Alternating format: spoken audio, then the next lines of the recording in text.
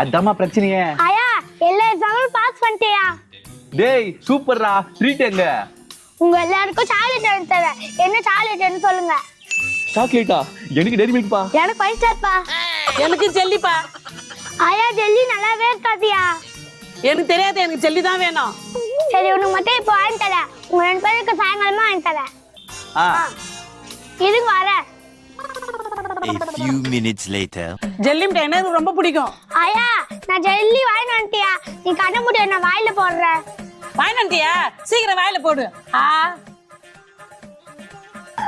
ஆயா நல்லா கச்சி மெல்லியா.